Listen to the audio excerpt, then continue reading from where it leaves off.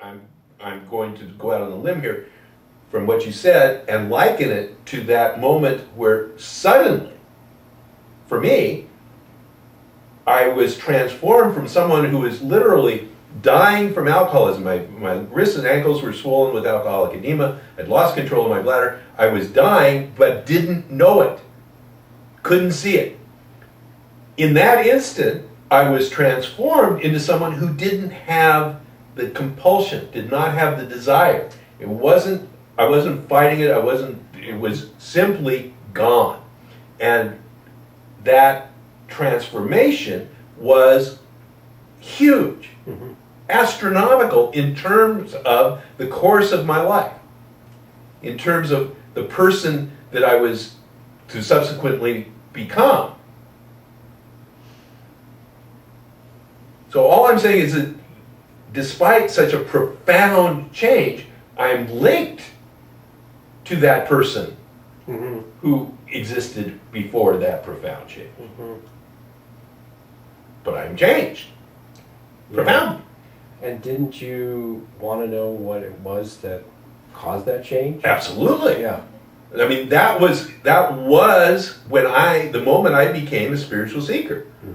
Because my proposition at that point was that I was the master of my destiny. I really believed that. I was the most arrogant little son of a bitch that you can imagine, sitting on that bar stool going, I make my decision. I'm the one who chooses. All these goddamn people who are, their religion and God, it's a crutch because they're not strong enough to face life directly.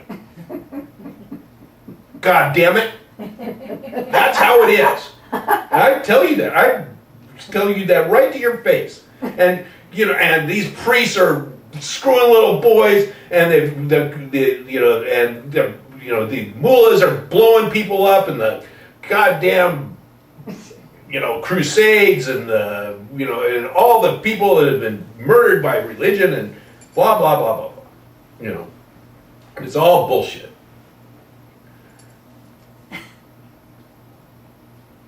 I'm in charge.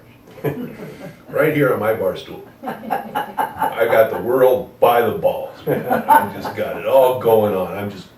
This is exactly the life I have made for myself. And this is the one. That was the mentality. That was what I believed. And that's how I proceeded in life. So after that shift, in which this, all of a sudden I look around and I go, damn, I was dying. I mean, the booze was killing me. The drugs were killing me. This was horrible. What did this to me? What could do this to me?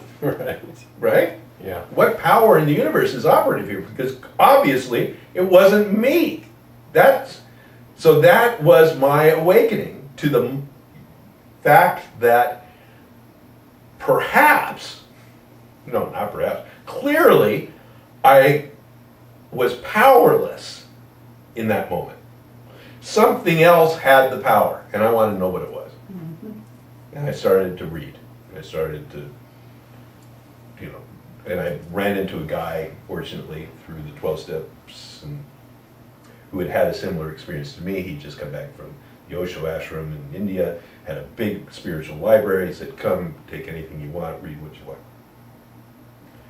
And if it's not interesting, bring it back. And he had Christian mystics, he had Jewish mystics, he had Sufis and Hindus, and I just, read through all this stuff and was, found what I was drawn to. The Taoists were really kind of what resonated with me, and I went along those lines for quite a while, took up Tai Chi, and I'm on the beach doing Tai Chi.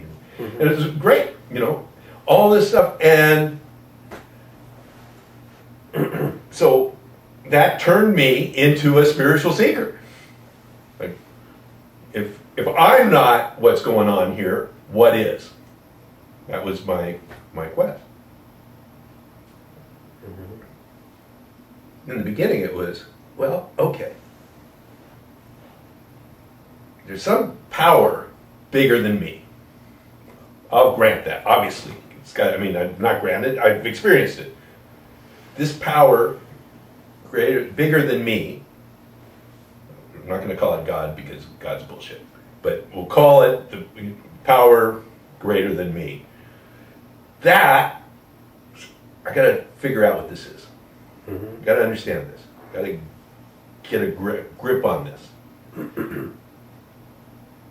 And if I can align myself with this power, if I can like get in tune with it, Mm-hmm. get in the, you know, in the flow of it, in the rhythm of it, get, you know, right there with it, then with my brains and that's power, you really do big things. We could do such good things. Right. You know, really, really, really make some progress here. Mm-hmm.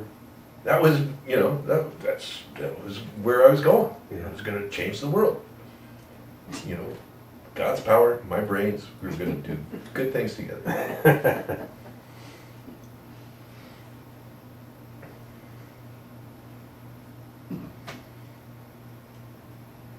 That sounds like an intermediate phase. Something else. Well, it was for me. It's the end game for a lot of people. Yeah. I mean, the secret. It's Yeah. the secret. You know? Oh yeah, right. I never read that stuff, but I think. But yeah. you can't escape it. I mean, Yeah. you don't have to read it. Yeah. You didn't read it either. But I mean, Yeah. you know, it's legendary. Yeah. That with the universe's power, you align yourself with the universe's power, and then you make whatever you want happen. Right. I mean, it's like, What could be better? what could possibly be better? And you get to be spiritual Yeah. right there, you know. And it's all, you know, it's all God. It's all spiritual. It's all, and, you know, and you can always get a parking space. You might have to drive around the block for 10 minutes. But then when somebody pulls out, I was in a car with this woman. We drove around the block for 10 minutes. We pulled it out. She pulled in. She says, I manifested that parking space. Just took 10 minutes. Really? You're really telling me you manifested? She says, I did.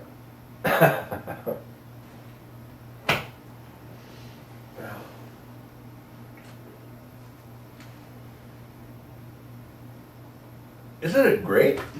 I mean, isn't it all just too amazing? Yeah. It's really wonderful.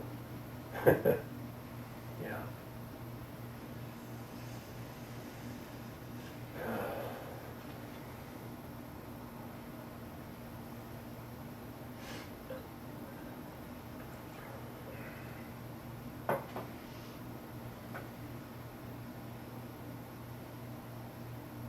So that, I'm kind of curious with that thought and that attitude that you were. How did it get you? You know, what happened next in a sense? Like, it sounded like it was a little bit similar to what you were like before. You had the world by the balls, but now it was just God's world, your brain. Yeah. Yeah, I mean, it took a while. It's very much a process. As you said, it was like an intermediate phase. Yeah. You know, Yeah. and it was the death of, well, not, I mean, it was the death throes of what I call the false sense of authorship. Right. You know, which is that I'm controlling. And it resurrected, you know, in different ways. This was one of them, that it reemerged to take credit and take, you know, for what was happening to me, clearly happening to me. I was being propelled along this path of spiritual inquiry and Mm-hmm. in ways that I would never, ever have chosen for myself. But right up to, you know, meeting Ramesh, you know, after 2 years of this. Mm-hmm. Mm-hmm. And, you know, that kind of blew the whole house apart.